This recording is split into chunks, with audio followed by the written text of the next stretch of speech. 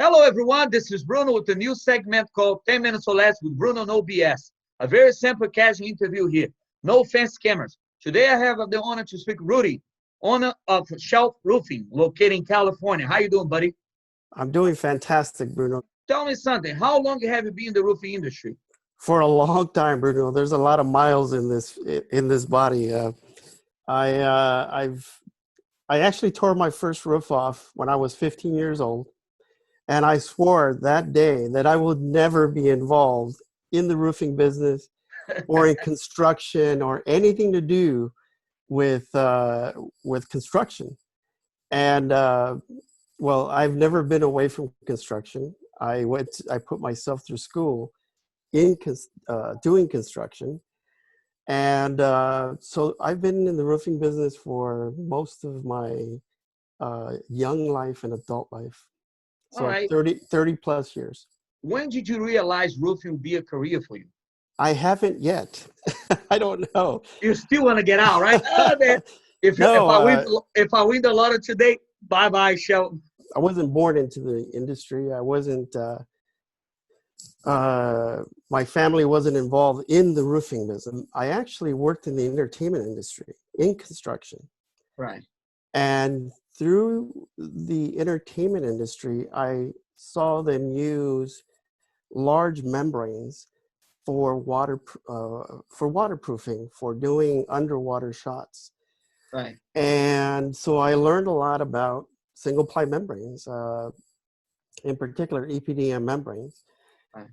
Working on like movies like Waterworld, Batman, The Abyss, U.S. Marshals, Apollo 13. You watch all kind of movies. Well, I used to work in construction, so in the entertainment business. So that's Okay, how that's I got nice. exposed to single ply membranes. For waterproofing, it was very prevalent. Carlisle, Firestone, the larger manufacturers were very involved in below grade waterproofing, between slant waterproofing with membranes. So I learned how to use some of these membranes. A world-class manufacturer came knocking at my door many years ago in the early 90s and offered me a job and changed my life forever. I got involved in the roofing industry. Right.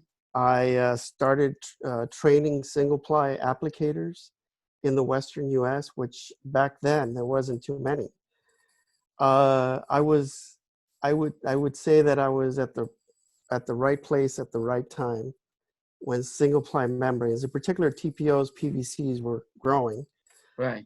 in the Western market, and so I took on a job to train roofers across the entire United States, Latin America, Asia Pacific, on how to use single ply membranes.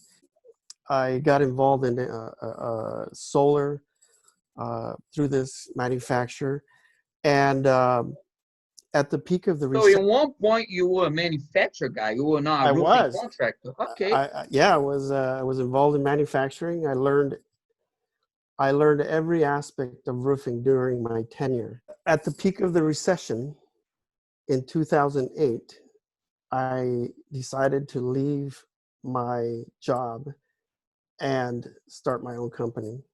So you're like, I got a risk, and that's the chance I'm gonna take it, right? I was ready. I had the right strategy. Uh, Everybody said I was crazy, except my wife and a few of my advisors. And So your family was your big supporter, right? Go ahead and do it. Let's do it. absolutely, yeah, absolutely. You know, obviously, my wife is she believes in what I do. We've started multiple businesses in the past, and we've done well. But this was a much larger scale launch of a business. Right. I was lucky enough to have my brother partner with me, and my brother was a contractor as well. The company that he was managing failed because of the economic situation, Right. And so we decided to partner, and obviously I have a lot of trust in my partner, my brother, and so we launched Shell Roofing, and Can you tell me a little bit about Shell Roofing? What do you guys do, and yeah. what's your function with the company? Okay, so I'm the president and CEO of Shell Roofing. So I'm the public part of the company, the financial part of the company. My partner, my brother, is the operations side of the business. So once the sales team sells a project and the customer's committed, it really moves on. We don't need sales to be involved in the operational side. We go get more stuff. Operations takes over, and my partner takes it from there, and they build it and they deliver exactly what we committed to our clients. How hard it is to separate business and family? Okay, so from speaking to people around the country, around the world, I'm sure that the stories of families working together, it's a It tough is. situation. However, my partner and I, first, we're brothers, and we have a lot of love in our family. We're a Mexican Italian family that just has lots of Well, good food, lots of good exactly. drinking, and lots of love. So that's priority number one. See, Uh, we got something very similar to. I'm a Brazilian Italian, of you course, know, yeah, and you're a Mexican Italian, so it's a good thing. You speak Spanish, right? of course I do. All right. Hablo español y capisco italiano. Y parlo Okay. italiano. But so my partner and I, we do have a relationship where uh, we both know each other's boundaries, and we both allow each other to exercise our visions.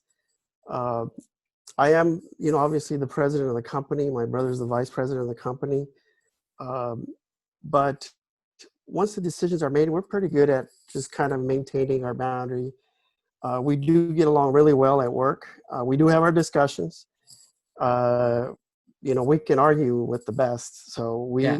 we argue at times. But at the end of the day, we're brothers and we love each other. What do you see for the future of our industry, for the new generation coming up right now? I'm excited about what's going on in our industry. Roofing has evolved.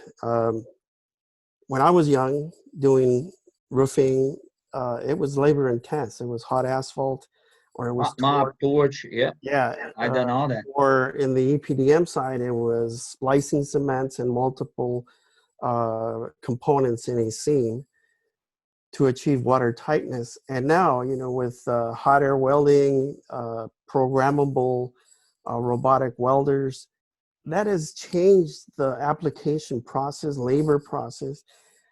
So, and now technology, that measures roofs, that you can use many different aspects of technology to deliver a great project.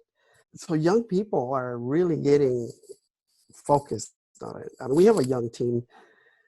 There's a lot of investment in that, but I So it's think kind of like you mix the diversity, right? Old people, young people, right? All yeah, together, and they blend in yeah. and to create a good ideas. So the younger team members that we have, they don't struggle much with technology. They actually get it very easily. Some of us guys in my age group, we struggle a lot with it. We're a Okay. pen and paper kind of people.